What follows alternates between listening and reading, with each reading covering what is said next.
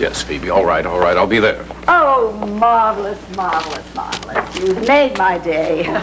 Now then, of course, Daisy will be coming too. Would you please? Oh, I'm afraid not. Oh, no, why not? Is she ill or something? No, she's on a cruise around the world. Around the world? Mm-hmm. Good heavens. Well, how long will she be gone? Well, I'm afraid I don't know. Oh, there's something not quite right about this. No. Are you and Daisy having problems again? No. It's a little complicated, Phoebe. I've really got to get back to work. I'm expecting a call from Tokyo. Oh, well, I'm sorry. I'm really, really very sorry about Daisy. But I am delighted that you're going to attend the hunt. Yes, so am I, and I'll see you soon. Thank you, my dear. Thank you.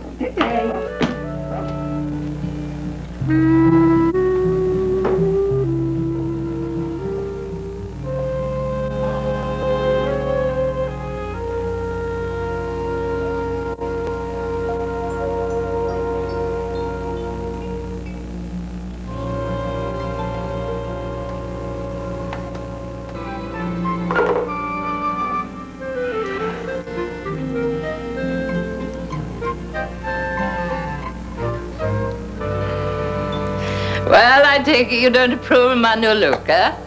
Well, I won't lie to you, Myrtle. If you want my opinion, I think the whole thing is distressingly ordinary. Well, I think it's got a lot of class, and that's what brings in the customers. Well, the thing that I particularly enjoyed about coming here to shop was that it was quaint and had a small-town ambience. This contemporary look certainly is a far cry from what my Anne's original concept was. Well, I was kind of fond of the old way, too, you know, but, honey, I'm not in business for fun. I was losing customers to the new shops down in the mall. So I thought I'd better go with the times. You know, go with the flow, like the kids say. Well, I'm one who preferred it as it was. I suppose next you'll be piping in that dreadful loud music. And you'll forget all about the mature woman who really knows and cares about fashion. Oh, no. I got clothes for her, too. Phoebe, Miss Parkett, are you ready? Ready and waiting, honey. Oh. Dun, dun, dun, dun. Oh, you are a vision. Well, it does fit perfectly.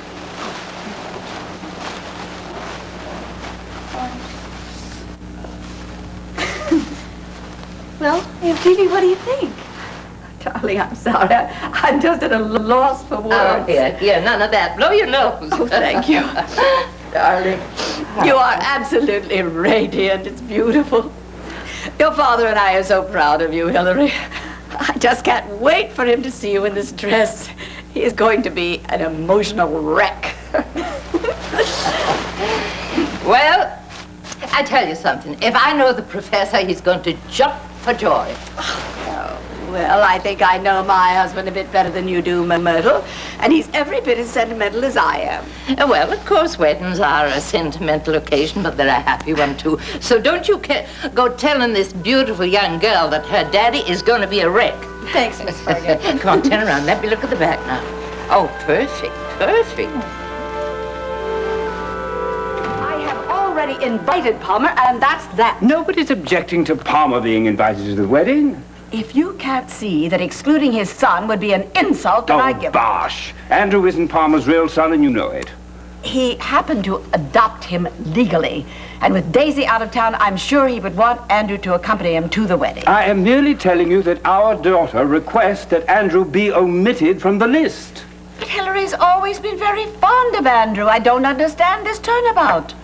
Well, she feels that his presence might upset Tad. Oh, so that's it. It's Tad Martin, is it? Well, now just put that name right back on the list. If it's going to make Tad upset, that's just too bad. Well, what about Hillary's feelings? Don't they count? My dear Langley, our daughter is going to be in such a state, she will have no idea who is there and who isn't. Now, do it. Why isn't he here? Where is he? Why isn't he here? Well, the trip can't be an easy one. The roads are almost impassable. That was some blizzard. Erica. Jeremy! Erica. I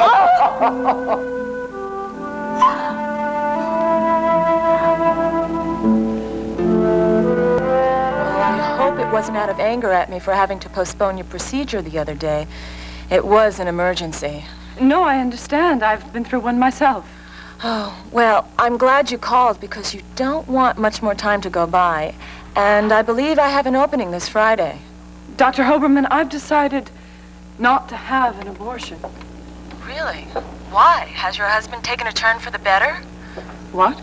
You said you didn't want the child because your husband was terminally ill and you didn't think that you could handle raising the baby. Oh, I understand. No, you see, ironically enough, my husband has died. And I feel that I cannot bear to part with this child.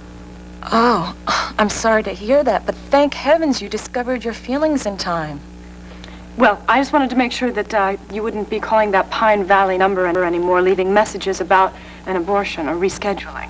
Oh, we would never do that, Mrs. Bennett. We respect our patients' privacy. Fine, then there's no reason for your office to be calling me at all anymore. Wait, hold on, Mrs. Bennett. Now that you're having the baby, you should make another appointment so that we can start to monitor your pregnancy. Well, I'm not in Pine Valley at the moment. When and if I return, I certainly will call you. Very well, Mrs. Bennett. But wherever you are, I suggest you arrange to see a doctor soon because prenatal care is so important at this very early stage. Yes, of course. Of course. Thank you so much for your concern. Condolence calls beginning to come in. Did Jeremy happen to mention what his plans might be to you? He went rushing off. All he cares about is that Erica's alive. Of course he does. I was just wondering whether or not he was planning on taking her back to Pine Valley first, or... First? Well, I'm sure she's anxious to get to her own home as soon as possible, but he could always come back here and help me after he deposits her there. You really still think you have a chance, don't you? A chance? Of what? Of getting Jeremy back. You think you're just going to move in on him here, send Erica to Pine Valley, and you're just going to tie him up? I never said any such thing. Oh, you don't have to, lady. Your actions speak loud and clear. You would do anything to get Jeremy back. How unspeakably crude! You crawl into bed with a man who's dead drunk, grieving for the woman he loves, and you call me crude? Oh, that's very good.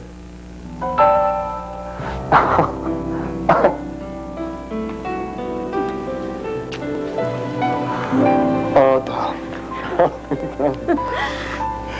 I never knew such joy as when I heard you were still alive.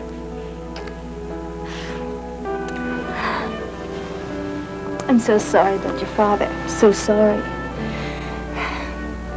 You don't know what it was like. I mean, there was tons of rocks coming down, and then I looked back, and then the whole thing was just swept away. Shh, I know. But we have to remember that he had a good life, a very full one. He was also very ill, right? But it was such an awful way to go. Well, perhaps it was better for him to go that way than to spend the rest of his life as an invalid.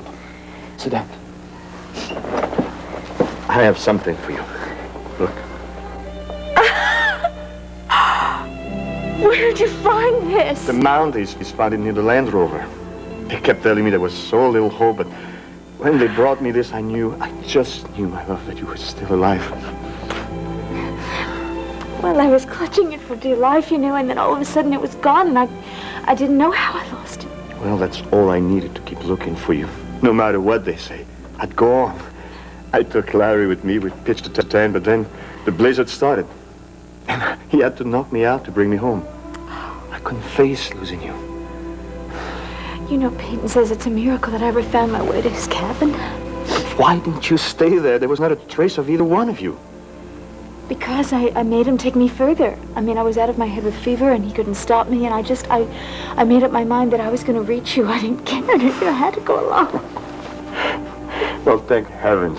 You had the good idea of taking you. Yeah. It is because, I mean, when he took me in here, you know, I was unconscious. I'm in debt with him. Forever. Yeah, me too. And at first I blamed him, you know. I mean, I thought if only he'd let me go to Bangkok first and marry you. And then do the interview afterwards. Oh, I found myself blaming him too. But I learned something. I have learned something very important. We must never let anything get in the way of our plans again. I mean, I don't care if next time it's the Pulitzer Prize and the Nobel Prize together. I mean this. We must never let anything come between us. I didn't know then. But I know now how life is fragile. But at least we know now. We have proof of how strong our love is. And nothing can destroy it.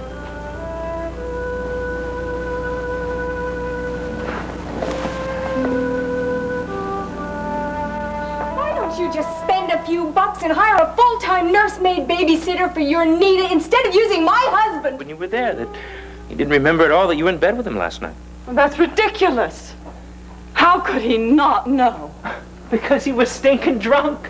He said he doesn't even remember getting into bed. I believe him. You can believe whatever you like. The truth is that our grief brought us together. We held each other. He begged me to lie next to him. Then we realized that passion never died between us. Jeremy's version is very different. He's feeling guilty. No matter how much he denies it, it did happen. He must have been dreaming of Erica. I don't know about that. But I do know what he was doing. Well, you'd better not breathe a word about it to Erica. Because if you do, I'll strangle you. You really haven't any reason to worry. I wasn't planning on saying anything to anyone at this point. Have you forgotten? I'm also in mourning. Alex's death is still a great shock. Well, you could have fooled me. You spent all morning trying to convince me that you and Jeremy are still in. We didn't have any reason to discuss anything if you hadn't walked in and found us this morning. I felt obliged to explain. Well, you should have saved your breath. I'd believe Jeremy's version over yours any day of the week. Oh, Summers. Excuse me, Mrs. Hunter. Yes, Summers. Would you care for anything from town? They've cleared the roads. Yes. We're going to go for a little ride. You can take me to the clinic at St. Genevieve so I can visit Miss Kane. You have no right to set foot in this library. Oh, yeah? Why not? What am I?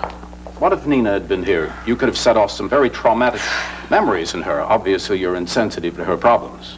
First of all, I called before I came over. Myra said she wasn't here and she didn't expect her for a half hour. And second of all, if you had any sensitivity, you'd be nicer to me because I'm the woman your daughter almost killed. If there's any terrible memories going on around here, Nina's not the only one who's got them. And I'll see you later. Well, right. I shouldn't have said that to her. I'm sorry. Would you please tell her that I'm sorry? Yes, I will. But Donna has to understand that you're very nervous about Nina having another setback. It's difficult. Daisy gone. Daisy's not really gone. She's just on vacation. Yeah, well, I miss her terribly. I don't know how I'm going to take this. Well, try reminding yourself that she's having a lovely time and not suffering about Nina. I suppose that's the way to do it. Look, I've got to go get Nina at the hospital. Would you like to come along? She usually likes to take a long ride. No, I've got some work to do.